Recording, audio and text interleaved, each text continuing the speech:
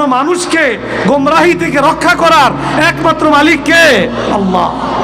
তিনি বললেন যে আমার ইলম আমাকে বাঁচায় নাই, আমার আল্লাহ আমাকে তোমার ধোঁকা থেকে হেফাজত করেছেন। এরকম নেক সূরাতে অনেক মানুষকে অনেক সময় ধোঁকা দেয়। আমরা মনে করি যে এটার দ্বারা মনে হয় ঈমান নষ্ট হয় না, অথচ ওটার দ্বারা আমার ওই মন্দিরে গিয়া মূর্তির সামনে সিজদা করা আর মাজারে গিয়া কবরকে সিজদা করা, এই দুইটার মধ্যে কোনো পার্থক্য নাই। কিন্তু শয়তান দুইটার মধ্যে পার্থক্য করে আমাদের সামনে উপস্থাপন করে।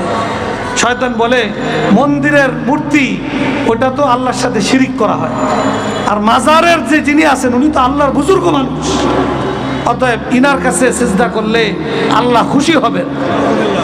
এটা কি কোরআন হাদিসে কথা আছে? আল্লাহ রসুলকেও তো সাহাবায়ে কেরামকে আল্লাহ রসুল সিজদা করার কি দেন নাই? অনুমতি দেন নাই।